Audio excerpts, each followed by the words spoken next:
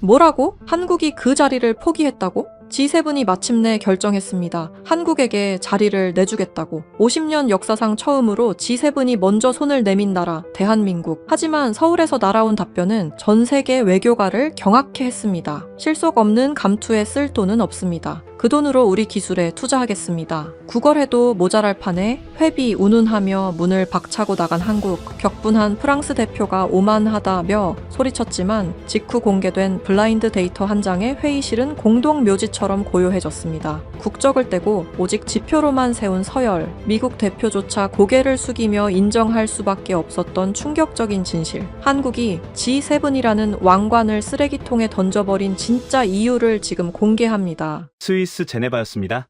레만 호수의 수면 위로 차가운 겨울 안개가 자욱하게 깔린 이른 아침이었습니다. 뼈마디가 시릴 만큼 차가운 바람이 코트 자락을 파고들었지만 제 손에 들린 낡은 가죽 가방의 무게보다는 가볍게 느껴졌습니다. 저는 옷깃을 여미며 국제 포럼이 열리는 호텔의 가장 깊숙한 곳, 비공개 전략 회의실로 발걸음을 옮겼습니다.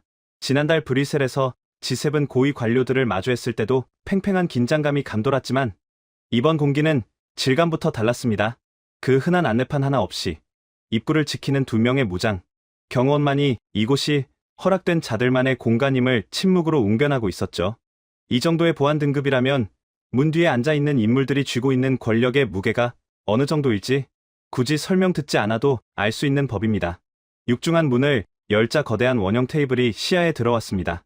미국, 영국, 프랑스, 독일, 일본, 이탈리아, 캐나다, 그리고 유럽연합, 소위 선진국이라 불리는 나라들의 대표들뿐만이 아니었습니다.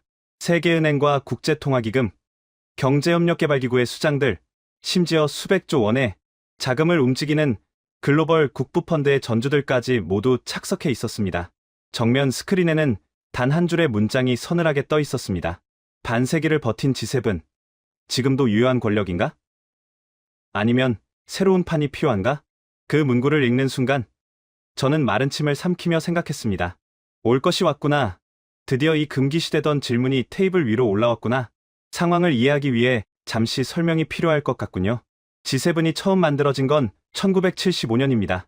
당시 세계는 석유 파동으로 혼란에 빠져 있었고 서방의 부유한 도련님들은 자기들끼리 뭉쳐서 위기를 해결해보자며 클럽을 만들었죠.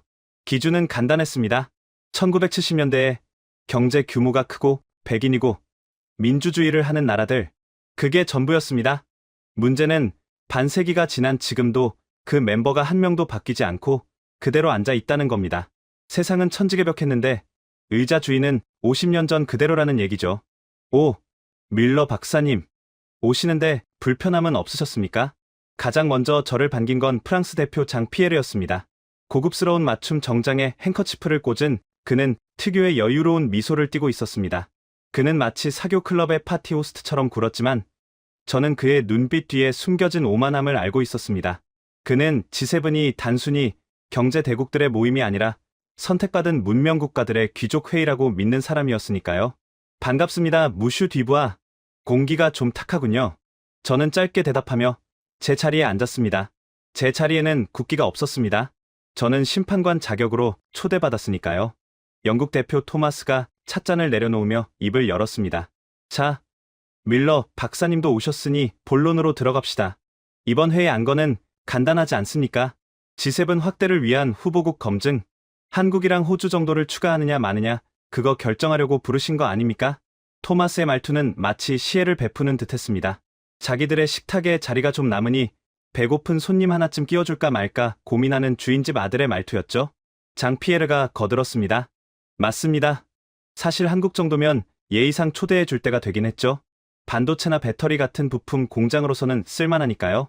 다만 그들이 우리와 같은 격조를 갖췄는지는 의문입니다만, 밀러 박사님이 적당히 경제 데이터 몇 개 보여주시면 우리가 승인 도장이나 찍어주고 끝냅시다.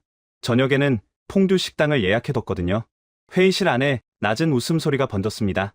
이탈리아 대표도 일본 대표도 가볍게 고개를 끄덕였습니다. 그들에게 이 회의는 그저 요식행위였습니다. 50년 동안 그들은 늘 그래왔으니까요. 자신들이 세계의 중심이고 나머지는 변방의 들러리라는 생각, 감히 누가 자신들의 자격을 심사하겠냐는 근거 없는 자신감.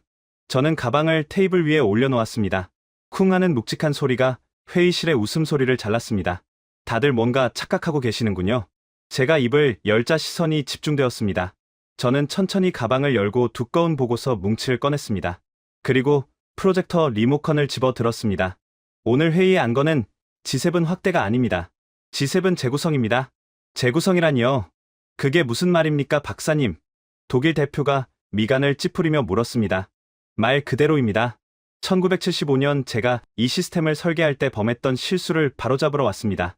여러분은 지금 한국이나 호주를 손님으로 초대할지 말지를 고민하고 계시죠? 틀렸습니다. 지금부터 우리가 검증할 것은 한국이 G7에 들어올 자격이 있는가가 아닙니다. 여기 앉아 계신 여러분이 오늘날에도 여전히 그 의자에 앉아 있을 자격이 있는가입니다. 회의실의 공기가 순식간에 얼어붙었습니다. 장피에르의 얼굴에서 미소가 사라졌습니다. 닥터 밀러, 농담이 지나치시군요. 우리가 자격이 있냐니요? 우리는 G7입니다. 역사와 전통 그리고 세계를 이끌어온 리더십이 증명된 나라들입니다. 역사와 전통. 저는 코웃음을 쳤습니다. 그게 바로 문제입니다. 지난 50년 동안 당신들은 선조들이 물려준 유산 위에서 파티를 즐겼을 뿐입니다. 그 사이 공장 기계는 녹슬었고 연구소의 불은 꺼졌으며 시민들은 늙어버렸죠. 그런데도 여전히 자신들이 세계의 리더라고 믿고 있습니다. 그래서 오늘 제가 준비했습니다. 저는 리모컨 버튼을 눌러 회의실 조명을 낮췄습니다. 스크린에 거대한 세계 지도가 띄워졌습니다. 하지만 그 지도에는 국경선도 나라 이름도 없었습니다. 오직 암호 같은 알파벳 코드만 가득했습니다. 지금부터 블라인드 테스트를 시작합니다. 국기도 떼고 나라 이름도 지웁니다. 역사적 배경이나 문화적 영향력 같은 추상적인 가산점도 없습니다. 오직 현재의 데이터, 돈, 방패, 미래, 이 세 가지 숫자로만 다시 줄을 세울 겁니다. 이건 모욕입니다. 장피에르가 자리를 박차고 일어났습니다. 우리를 감히 익명의 데이터 쪼가리로 취급하겠다는 겁니까? 프랑스를, 영국을, 미국을 저개발 도상국들과 같은 선상에 놓고 비교하겠다고요? 두려우십니까, 무슈 디부아? 저는 안경 너머로 그를 똑바로 응시했습니다. 당신들이 진정한 강대국이라면 이름표를 떼고 붙어도 이겨야 정상 아닙니까? 계급장을 떼는 순간 링 밖으로 굴러떨어질까봐 겁이 나는 건 아니고요. 장피에르의 얼굴이 붉게 달아올랐습니다. 다른 대표들도 웅성거리기 시작했습니다. 불쾌함과 당혹감이 뒤섞인 표정들. 하지만 그 누구도 회의실을 나가지 못했습니다. 제 말이 그들의 가장 아픈 곳을 찔렀기 때문입니다. 그들도 내심 알고 있었던 겁니다. 자신들의 왕관이 예전만큼 빛나지 않는다는 사실을요. 좋습니다. 미국 대표가 팔짱을 낀 채 차갑게 말했습니다. 어디 한번 해보시죠. 밀러 박사. 대신 결과가 엉터리라면 그 대가는 톡톡히 치르셔야 할 겁니다. 저는 고개를 끄덕이며 엔터 키를 눌렀습니다. 스크린의 화면이 바뀌었습니다. 50개의 국가 코드가 무작위로 나열되었습니다. 컨트리 A부터 컨트리 Z까지. 이제 이 방 안에 우방은 없습니다. 오직 경쟁자만 있을 뿐입니다. 첫 번째 축은 돈입니다.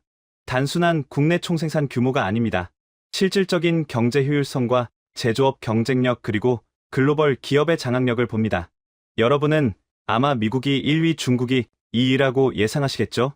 그리고 그 뒤를 독일이나 일본이 잇고 있다고 믿으실 겁니다. 스크린의 그래프가 요동치기 시작했습니다. 막대 그래프들이 위아래로 춤을 추며 순위를 바꿨습니다.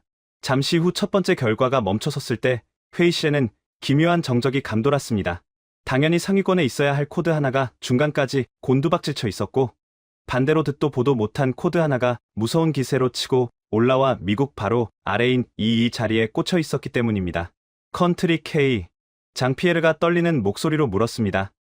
이 컨트리 K가 도대체 어디입니까? 독일입니까? 아니면 중국입니까? 저는 희미하게 미소 지었습니다. 글쎄요. 분명한 건 하나입니다. 이 나라는 여러분이 생각하는 그 어떤 나라보다 돈을 버는 재주가 탁월하다는 겁니다. 자, 이제 겨우 시작입니다. 저는 다음 슬라이드를 넘길 준비를 했습니다. 그들의 표정이 공포로 물들기 시작하는 걸 즐기면서 말이죠. 스크린 위에서 붉은색 막대 그래프가 멈췄습니다. 회의실의 공기는 진공 상태처럼 고요했습니다. 참석자들의 눈동자가 지진이라도 난 것처럼 흔들리고 있었죠. 그들이 평생 믿어왔던 상식이 단 몇 초 만에 부정당했으니까요. 1위는 압도적인 수치로 컨트리 A. 누가 봐도 미국이었습니다. 여기까지는 모두가 예상한 시나리오였습니다. 하지만 문제는 그 다음이었습니다. 2위, 컨트리 K. 3위, 컨트리 C. 4위, 컨트리 G, 5위, 컨트리 J. 세계 3위와 4위 경제 대국이라 자부하던 독일과 일본의 코드가 4위와 5위로 밀려나 있었습니다. 그리고 그들 머리 위에 정체불명의 코드 K가 왕좌처럼 버티고 서 있었죠. 독일 대표 한스 슈미트가 참지 못하고 안경을 거칠게 고쳤었습니다. 그는 유럽중앙은행 이사 출신으로 숫자라면 누구보다 자신 있어 하는 인물이었습니다. 이게 무슨 엉터리 시뮬레이션입니까? 밀러 박사, 당신 조국인 독일의 코드가 G 맞지요? 우리가 4위? 게다가 저 K는 뭡니까? 중국입니까? 중국이라 해도 말이 안 됩니다. 그들은 이어야 하니까요. 저는 레이저 포인터로 스크린에 돈 항목을 가리켰습니다. 슈미트 대표님, 진정하십시오. 제가 처음에 말씀드렸지 않습니까? 이건 단순한 국내 총생산 순위가 아니라고요. 만약 GDP로만 줄을 세웠다면 1975년에 소련은 G7에 들어왔어야 했고 사우디아라비아도 우리 옆자리에 앉아 있었을 겁니다. 저는 슬라이드를 넘겼습니다. 복잡한 수치들이 거미줄처럼 펼쳐졌습니다. 제가 설계한 경제 권력 지수의 핵심은 덩치가 아니라 대체 불가능성입니다. 쉽게 말해, 내일 당장 그 나라가 지구상에서 사라졌을 때 세계 경제가 마비되는가? 아니면 다른 나라가 그 자리를 메울 수 있는가? 이것이 진짜 권력입니다. 저는 4위로 밀려난 컨트리 G, 독일의 세부 데이터를 확대했습니다. 보십시오. 컨트리 G, 전통적인 제조업 강국입니다. 자동차, 기계, 화학, 훌륭하죠. 하지만 현재 데이터를 봅시다. 지난 5년간 경제 성장률은 0%대, 주력 산업인 내연기관 자동차는 전기차 전환에 실패했고 에너지 가격이 폭등하자 공장 가동률은 70%로 떨어졌습니다. 무엇보다 저는 잠시 뜸을 들이다가 슈미트 대표를 바라보았습니다. 이 나라에는 구글도, 엔비디아도, TSMC도 없습니다. 미래 산업을 주도할 디지털사를 스스로 생산하지 못한다는 뜻입니다. 덩치는 크지만 속은 늙어가고 있는 거인. 그게 냉정한 성적표입니다. 슈미트의 얼굴이 불그락불락해졌습니다. 반박하고 싶어도 화면에 뜬 마이너스 성장률 데이터가 그의 입을 막고 있었으니까요. 옆에 앉아있던 일본 대표 다나카가 불안한 듯 넥타이를 만지작거렸습니다. 자신의 코드가 5위인 것을 확인했으니까요. 그렇다면 장피에르가 떨리는 목소리로 물었습니다. 도대체 저 2위, 컨트리 K는 왜 저렇게 점수가 높은 겁니까? 미국 다음이라니 그게 가당키나 합니까? 저는 미소를 지으며 컨트리 K의 데이터를 화면 가득 띄웠습니다. 붉은색 그래프가 천장을 뚫을 듯 솟구쳐 있었습니다. 이 나라의 성적표를 보십시오. 기형적일 정도로 압도적입니다. 반도체 메모리 점유율 세계 1위, LNG 선박 건조 능력 세계 1위, 전기차 배터리 공급망 세계 1위, 디스플레이 점유율 세계 1위. 저는 참석자들을 한 명씩 둘러보았습니다. 여러분, 지금 당장 여러분 주머니 속에 있는 스마트폰, 이 회의실을 밝히는 전력 제어 칩, 우리가 타고 온 전기차, 그리고 바다를 건너오는 물류 선박까지 이 나라에 부품이 들어가지 않은 것이 단 하나라도 있습니까? 침묵. 무거운 침묵이 흘렀습니다. 미국, 컨트리 A가 설계를 하고 판을 짭니다. 그건 인정합니다. 하지만 그 설계를 실물로 만들어낼 수 있는 나라는 지구상에 단 하나, 컨트리 K뿐입니다. 만약 내일 당장 이 나라가 문을 닫으면 구글도, 애플도, 아마존도, 심지어 독일의 벤츠도 멈춥니다. 세계 경제의 심장부로 들어가는 혈관을 이 나라가 쥐고 있다는 뜻입니다. 영국 대표 토마스가 믿을 수 없다는 듯 중얼거렸습니다. 제조업, 고작 하청 공장 역할을 한다는 거 아닙니까? 그게 어떻게 권력이 됩니까? 하청? 저는 책상을 탁하고 내리쳤습니다. 토마스 대표, 아직도 20세기 사고방식에 갇혀 계시는군요. 대체할 수 있는 하청은 노예지만 대체 불가능한 하청은 주인입니다. 지금 세계는 이 나라에게 제발 물건 좀 팔아달라고 줄을 서고 있습니다. 그게 바로 컨트리 K의 위치입니다. 스크린 화면이 바뀌며 무역 흑자 구조와 포춘 500대 기업 순위가 나타났습니다. 컨트리 K는 자원이 단 한 방울도 나지 않는 척박한 땅임에도 불구하고 오직 기술과 인력만으로 영국, 프랑스, 이탈리아의 무역 흑자를 합친 것보다 더 많은 달러를 벌어들이고 있었습니다. 반면 여러분의 나라를 보십시오. 저는 이탈리아와 영국, 캐나다의 데이터를 가리켰습니다. 금융, 관광, 명품 브랜드, 화려하죠. 하지만 위기가 닥치면 그것들이 여러분을 구해줍니까? 팬데믹 때 마스크 하나 제대로 못 만들어서 쩔쩔매던 게 불과 몇 년 전입니다. 진짜 위기가 오면 샤넬 가방이나 런던의 금융상품은 아무짝에도 쓸모가 없습니다. 당장 쓸 마스크, 당장 돌릴 반도체, 당장 띄울 배가 필요하죠. 컨트리 K는 그걸 다 가지고 있습니다. 장피에르가 입술을 깨물었습니다. 자존심이 상했지만 논리적으로 반박할 틈이 없었기 때문입니다. 밀러 박사, 인정하겠습니다. 돈 버는 재주 하나는 뛰어나군요. 공장도 잘 돌리고요. 하지만 그는 마지막 자존심을 긁어모아 반격을 시도했습니다. G7은 단순히 장사꾼들의 모임이 아닙니다. 세계의 안보와 평화를 책임지는 보안관들의 모임입니다. 저런 조그만 나라가 돈 좀 벌었다고 해서 우리와 같은 식탁에 앉을 수는 없습니다. 국방력, 외교력, 그리고 위기 상황에서 피를 흘릴 각오가 되어 있는지, 그 방패의 무게는 전혀 다른 차원의 문제입니다. 그의 말이 끝나자마자 다른 대표들의 표정이 밝아졌습니다. 맞습니다. 경제는 숫자로 비벼볼 수 있어도 군사력과 외교적 영향력은 하루아침에 만들어지는 게 아니니까요. 그들은 자신들이 여전히 그 분야에서는 압도적 우위에 있다고 믿고 있었습니다. 저는 안경을 벗어 닦으며 낮게 웃었습니다. 방패라. 무슈디부아. 방금 아주 훌륭한 지적을 하셨습니다. 저는 다시 리모컨을 집어 들었습니다.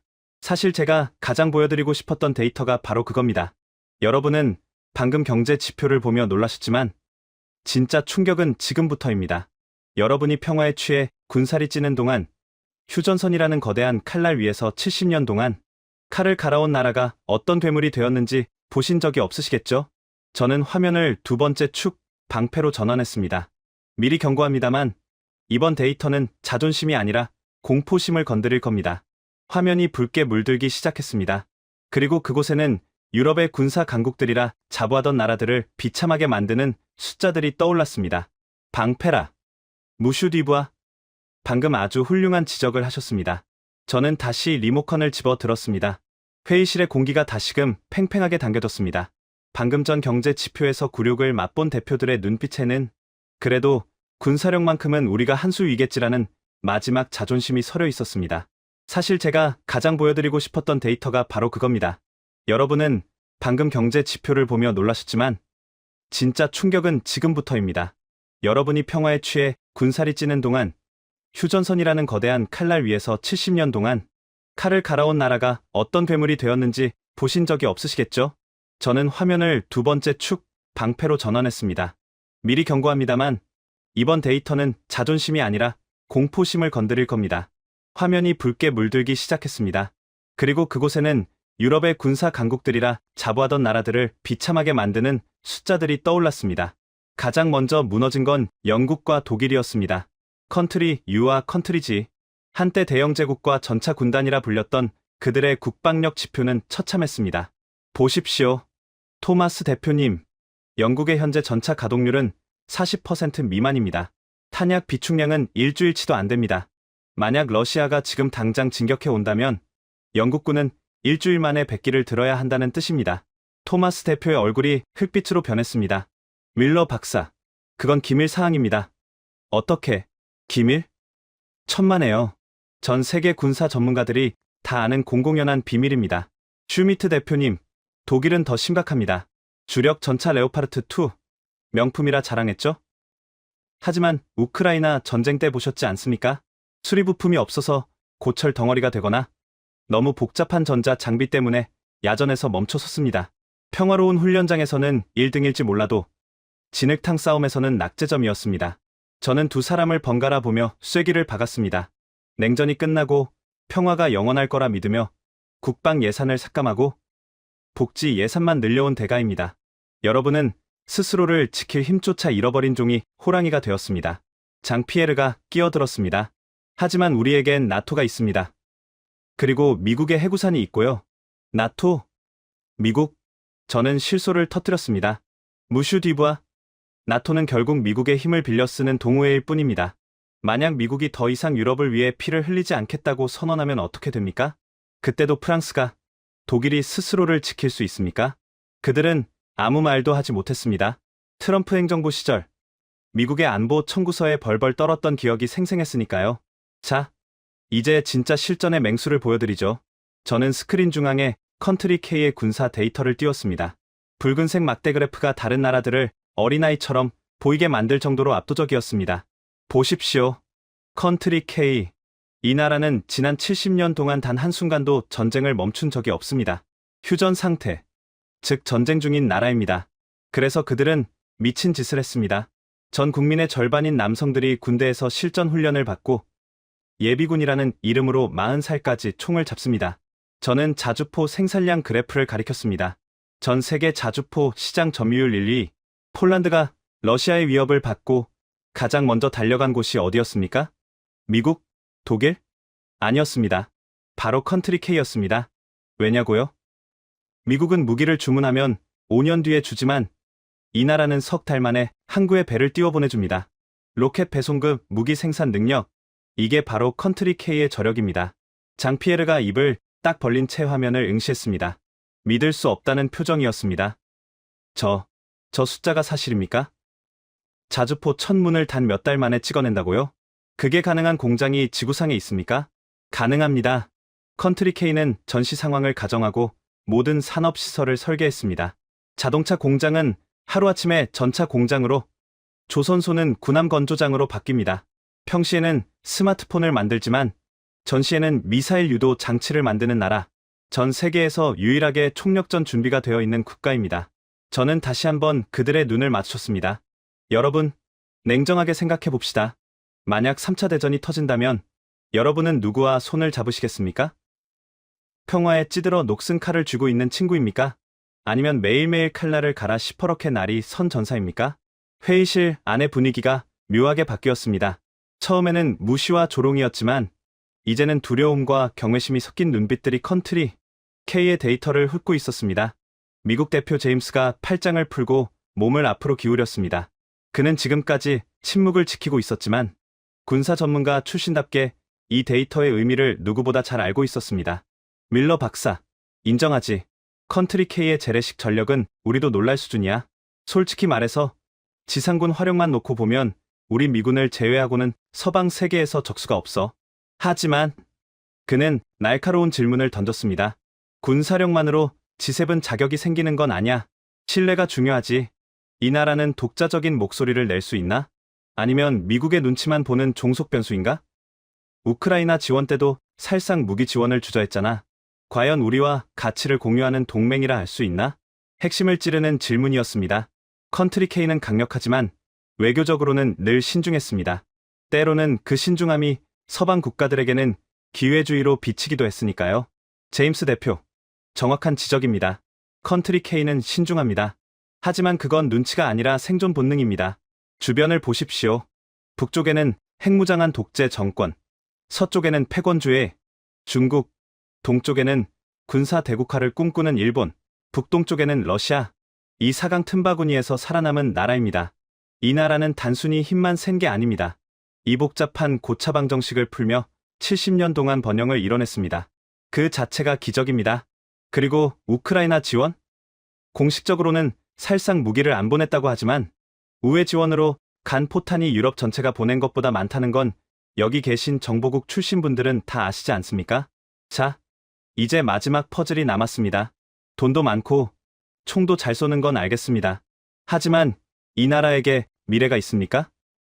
저출산, 고령화, 인구 절벽, 뉴욕타임스가 흑사병보다 무서운 소멸이라고 경고했던 그 나라 아닙니까? 맞습니다. 밀러 박사, 저도 그 기사를 봤습니다. 합계 출산율 0.6명대. 아무리 공장을 잘 돌리고 탱크를 잘 만들어도 사람이 없으면 끝입니다. 50년 뒤면 소멸할 나라를 G7에 앉히자고요? 그건 시한부 한자를 이사회에 드리는 꼴입니다. 인구 소멸이라. 슈미트 대표님, 역시 뉴욕타임스만 보셨군요. 진짜 무서운 건 숫자가 줄어드는 게 아닙니다. 줄어든 숫자로 무엇을 하느냐죠. 어쩌면 인구 감소는 저주가 아니라 이 나라가 진화하기 위한 촉매제일지도 모릅니다. 여러분이 상상도 못할 방식으로 말이죠. 소멸이라. 슈미트 대표님, 역시 뉴욕타임스만 보셨군요. 맞습니다. 컨트리 K의 출산율은 0.6명대. 인류 역사상 유례없는 수치입니다. 통계학적으로 보면 멸종 위기종이 맞습니다. 그것 보십시오. 밀러 박사, 사람이 없는데 어떻게 경제가 돌아갑니까? 노동력이 없는데 공장이 어떻게 굴러갑니까? 50년 뒤면 노인들만 남아서 연금이나 타먹는 나라가 될 텐데 그런 시한부 국가를 G7에 앉히자고요? 말도 안 됩니다. 맞습니다. 이민자도 안 받지 않습니까? 우리 런던을 보세요. 시장도 총리도 이민자 출신이 나올 만큼 개방적입니다. 노동력이 부족하면 외부에서 수혈이라도 해야 하는데 저 나라는 순혈주의를 고집하죠. 결국 고립되다가 말라 죽을 겁니다. 그래서 여러분의 나라는 행복합니까? 네. 이민자를 받아들여서 노동력 부족을 해결한 영국과 프랑스, 독일, 지금 행복하냐고 물었습니다. 파리 시내에서 폭동이 일어나고 런던 지하철이 멈추고 베를린에서 인종혐오, 범죄가 끊이지 않는 지금, 그게 진정한 해결책이라고 믿으십니까? 노동력을 숫자로만 채우려다 보니 사회적 비용이 폭발했습니다. 그게 늙은 대륙 유럽의 현주소 아닙니까? 하지만 컨트리 K는 다른 길을 선택했습니다. 보십시오. 전 세계에서 노동자 10,000명당 산업용 로봇 대수, 압도적 1위, 컨트리 K입니다. 2위인 싱가포르와도 격차가 큽니다. 독일? 일본? 저 아래에 처박혀 있군요. 여러분이 이민자를 데려와 싼 값에 일을 시키려고 골머리를 앓을 때 이 나라는 공장 자체를 무인화시켜버렸습니다. 스마트 팩토리. 불이 꺼진 공장에서 로봇 팔들이 24시간 쉼 없이 돌아갑니다. 파업도 없고 병가도 없고 인종 갈등도 없습니다. 슈미트 대표님, 인구 감소는 저주가 아닙니다. 이 나라에게는 진화의 기회였습니다. 사람이 귀해지니 사람 대신 기계를 썼고 그 덕분에 생산성은 오히려 여러분을 앞질렀습니다. 노동 집약적 산업에서 기술 집약적 산업으로 뼈와 살을 깎는 구조 조정을 스스로 해낸 겁니다. 하지만 소비는요? 인구가 줄면 시장이 줄어들지 않습니까? 시장. 다나카 대표님, 컨트리 K는 내수 시장만 보고 장사하는 나라가 아닙니다. 5천만 명의 인구로 전 세계 80억 명을 상대로 물건을 팝니다. 넷플릭스 1위 드라마, 빌보드 1위 가수, 전 세계 청소년들이 따라하는 춤과 노래.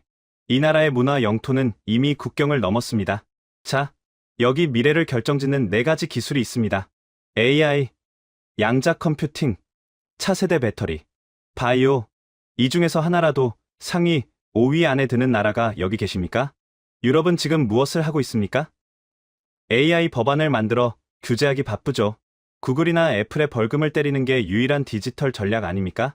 여러분은 심판관 노릇만 하려 하지 선수가 되려 하지 않습니다. 그래서 유럽은 거대한 박물관이 되어가고 있는 겁니다. 반면 컨트리 K는 거대한 실험실입니다.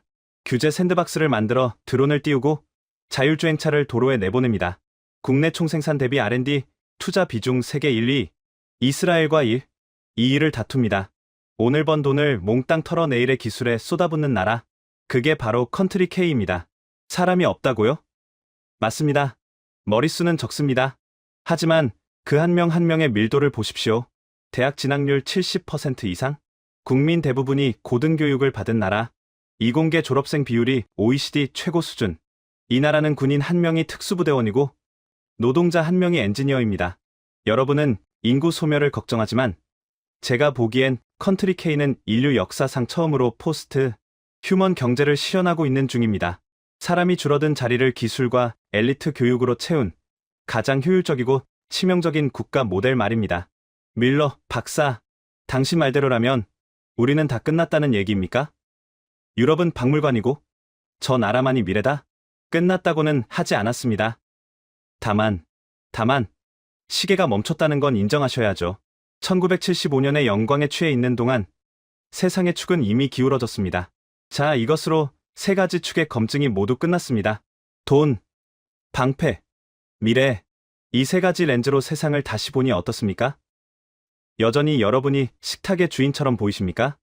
좋아. 밀러 박사, 당신의 데이터는 꽤 설득력이 있었어. 인정하지. 컨트리 K. 아니, 저 나라는 괴물이야. 경제, 군사, 기술 모든 면에서 G7 평균을 이미 넘어섰어. 하지만 이제 쇼는 그만합시다. 저 코드, 컨트리 K. 누군지 다들 짐작은 하고 있지만 박사 입으로 직접 확인해 주시죠. 도대체 저 괴물이 누구입니까? 독일도 일본도 제치고 네바로 밑까지 치고 올라온 저 건방진 나라의 이름이 뭡니까? 여러분은 이미 알고 계십니다. 브뤼셀에서도 마주쳤고 뉴스에서도 매일 보았으며 여러분의 손과 주머니 속에 이미 들어와 있는 그 이름, 이제 가면을 벗길 시간입니다. 대한민국, 리퍼블릭 오브 코리아, 박하나. 사우스 코리아? 지금 농담합니까? 저 조그만 나라가?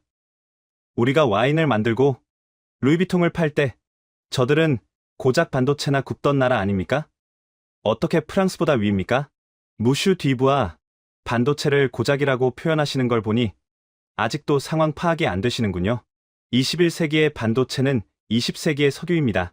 프랑스는 석유 없이 와인을 팔 수 있겠지만 반도체 없이는 미사일 한 발도 쏘지 못합니다. 당신들이 루이비통 가방을 만들 때 이 나라는 세계를 움직이는 뇌를 만들었습니다. 그 차이가 이 순위를 만든 겁니다. 자, 이제 감정은 잠시 내려놓고 격차를 보십시오. 제가 보여드리고 싶은 진짜 공포는 순위가 아니라 점수 차이입니다. 보이십니까? 1위 미국과 2위 한국의 점수 차이는 불과 11점입니다. 하지만 2위 한국과 3위 독일의 차이는 무려 25점입니다. 이 그래프가 무엇을 말하고 있는지 아십니까? 현재 서방 세계의 질서는 더 이상 G7이 아니라는 겁니다. 미국과 한국, 이 두 나라가 슈퍼클래스를 형성하고 있고 나머지 여러분은 한참 아래인 2부 리그로 밀려났다는 뜻입니다. G2 체제라니 인정할 수 없습니다. 미국이야 그렇다 쳐도 한국이 우리와 다른 리그라뇨? 덩치로 보나 역사로 보나 우리가 한 수 위입니다. 슈미트 대표님, 덩치? 공룡도 덩치는 컸습니다. 하지만 멸종했죠. 지금 세계는 덩치가 큰 나라가 이기는 게 아니라 빠르고 독한 나라가 이깁니다. 독일이 의회에서 법안 하나 통과시키려고 3년을 토론할 때 한국은 석 달 만에 법을 바꾸고 공장을 짓습니다. 독일이 에너지 위기로 공장 문을 닫을 때 한국은 원자력 발전소를 다시 돌려 전기를 공급했습니다. 속도의 차이가 곧 계급의 차이입니다. 이 나라는 미들 파워가 아닙니다. 여러분은 한국을 고래 싸움에 낀 새우라고 착각하지만 데이터를 보십시오. 이 새우는 맹독을 품은 보거이자 여차하면 고래의 숨통을 끊을 수 있는 킬러입니다. 킬러, 적절한 표현이군. 솔직히 말해서 워싱턴에서도 한국을 다루기가 예전 같지 않아. 옛날에는 형님이 시키면 군말 없이 따르는 동생이었는데 이제는 계산기를 두들기며 청구서를 내밀더군. 반도체법 때도 그랬고 배터리 보조금 때도 그랬지. 우리가 아쉬운 소리를 하게 만들었어. 그럼 우리는 뭡니까? 지난 50년 동안 세계를 이끌어온 우리는 이제 박물관의 유물이라는 겁니까? 유물까지는 아닙니다. 하지만 소비자로 전락했습니다. 인정하십시오. 여러분은 이제 생산자가 아닙니다. 한국이 만든 배터리로 전기차를 굴리고 한국이 만든 칩으로 인공지능을 돌리고 한국이 만든 탱크로 국경을 지키게 될 겁니다. 생산 수단을 잃어버린 귀족, 그게 오늘날 G7의 현주소입니다. 밀러 박사, 당신 말대로 한국이 대단하다고 칩시다. 하지만 G7은 가치 동맹입니다.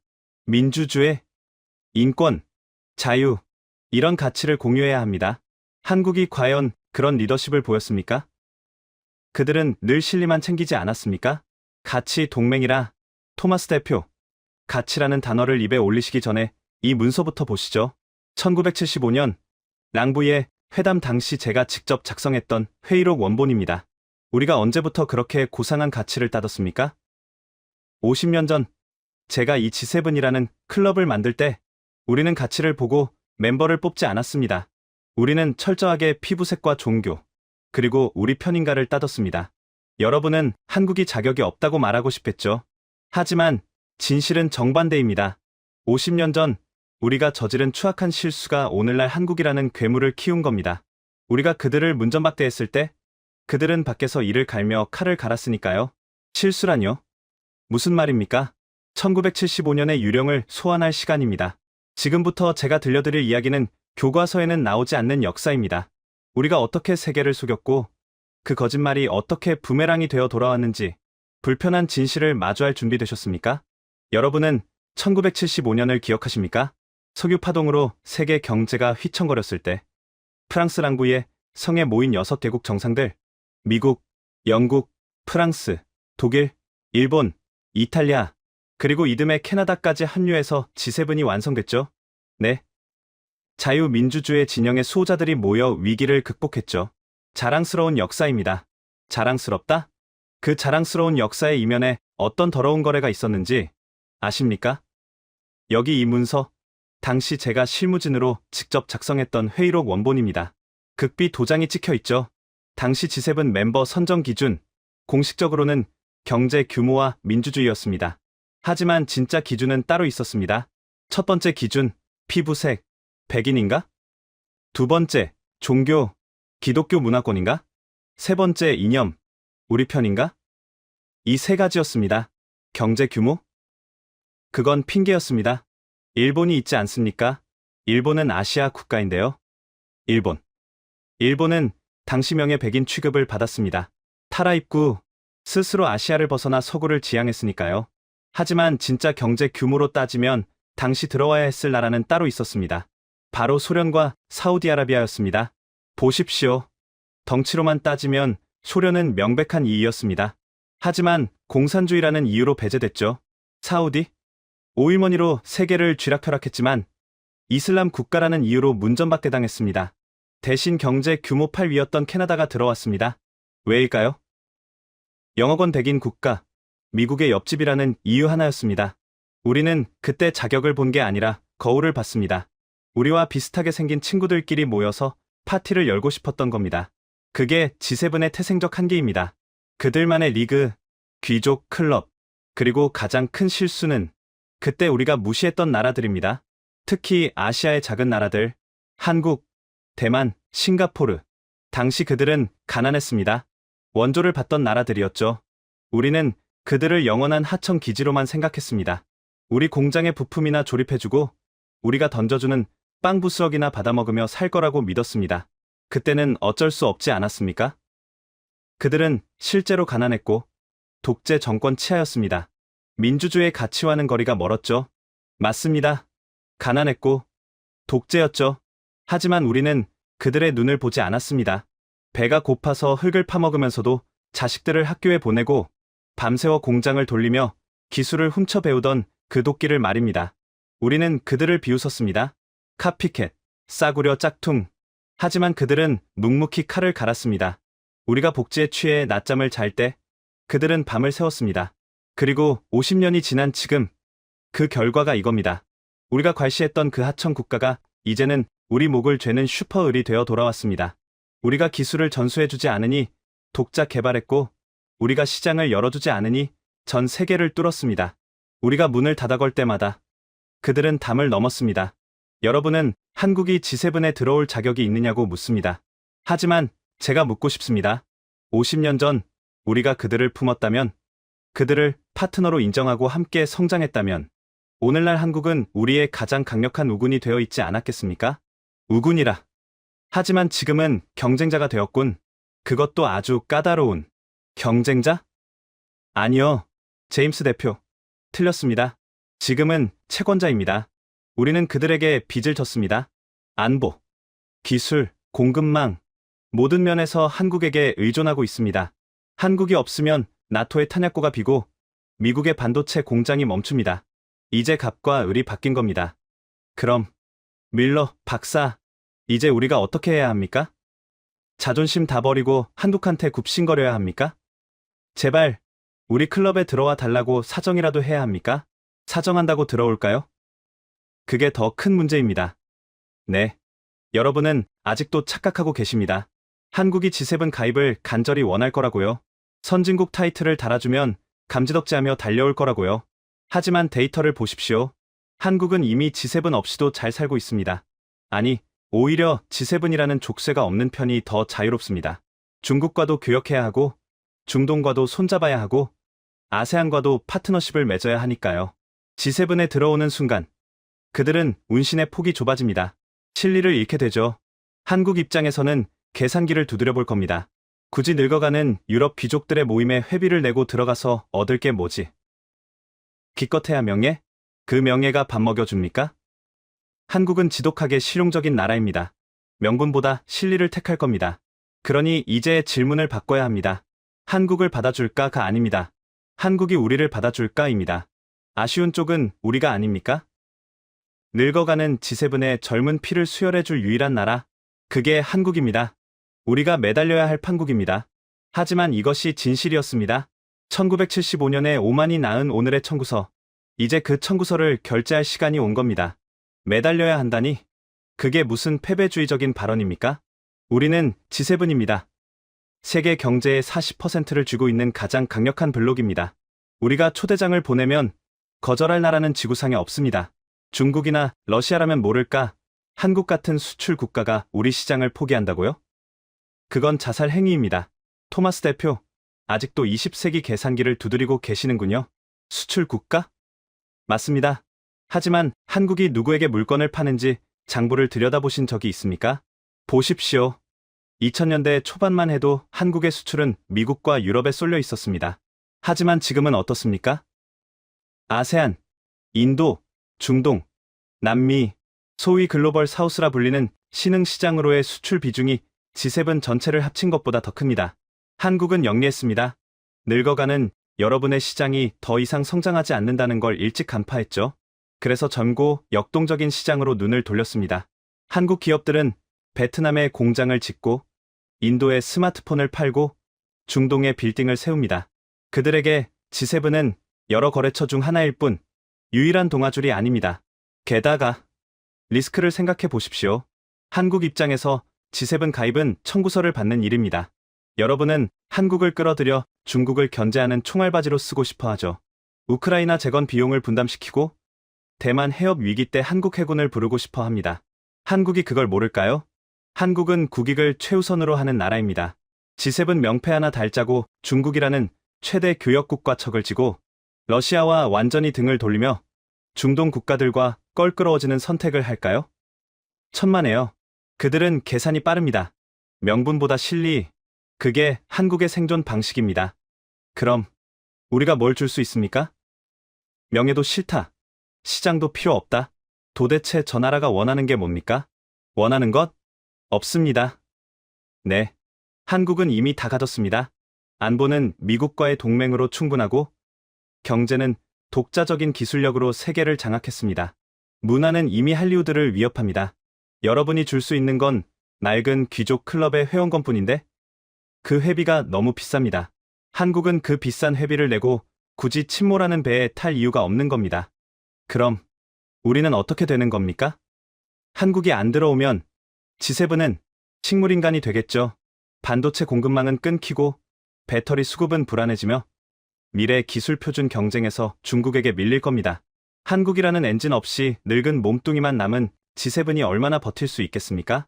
제네바에 오기 전 저는 서울에 있는 제 제자에게 전화를 걸었습니다. 한국 정부의 고위 관료죠.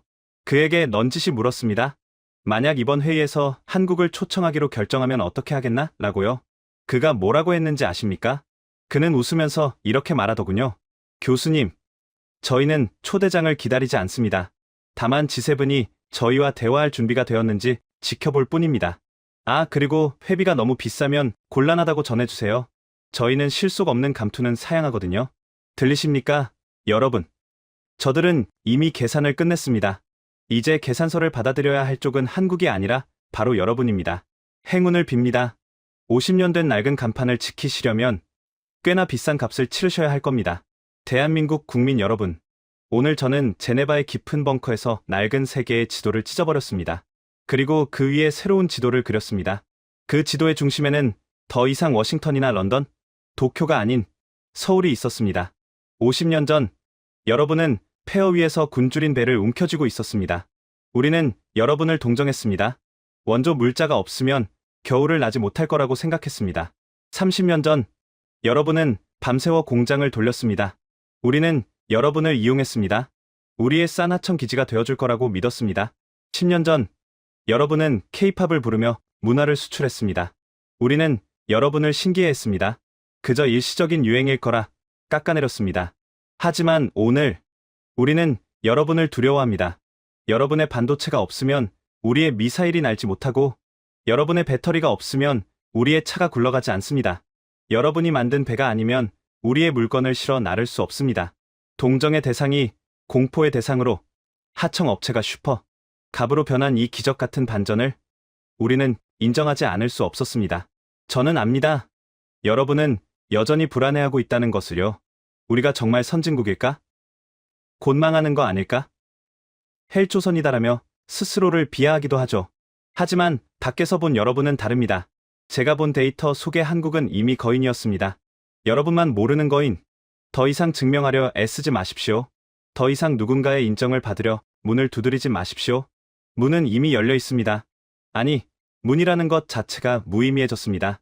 여러분이 서 있는 그곳이 바로 세계의 중심이니까요. G7이 여러분을 받아주는 게 아닙니다. 여러분이 G7을 선택하는 겁니다. 이 늙은 클럽에 들어가 활력을 불어넣어 줄지, 아니면 밖에서 새로운 질서를 만들지, 그 칼자루는 이제 여러분이 쥐고 있습니다. 저는 늙은 학자로서 마지막 의무를 다했습니다. 거짓된 평화보다는 불편한 진실을 택했습니다. 이제 남은 것은 여러분의 몫입니다. 이 압도적인 힘을, 이 눈부신 성취를 스스로 믿고 당당하게 누리십시오. 제네바의 밤은 깊어가지만 서울의 아침은 이제 막 밝아오고 있을 겁니다. 그 떠오르는 태양이 부디 50년 묵은 안개를 걷어내기를. 안녕히, 낡은 세계여. 어서 와라. 새로운 시대여. 반도체 세계 1위, 자주포 수출 1위, 로봇 밀도 1위. 숫자만으로는 설명되지 않는 나라. 50년 동안 문전박대 당하면서도 아무도 믿어주지 않던 그 시간 동안 이 나라는 묵묵히 칼을 갈았습니다. 그리고 마침내 미국 대표조차 이렇게 말했습니다. 컨트리 K는 괴물이야. 이미 G7 평균을 넘어섰어. 밤을 새운 연구원들이, 포기하지 않은 기술자들이 조용히 세계의 판을 바꿔놓았습니다. 가슴이 뜨거워지셨다면 댓글에 칼을 갈다 네 글자만 남겨주십시오. 그 한 줄이 모여 스스로를 헬조선이라 부르는 누군가에게 닿을 것입니다. 이 영상을 공유해 주십시오. 여러분의 손끝 하나가 우리가 얼마나 멀리 왔는지 모르는 사람에게 거울이 됩니다. 우리는 이미 거인이었습니다.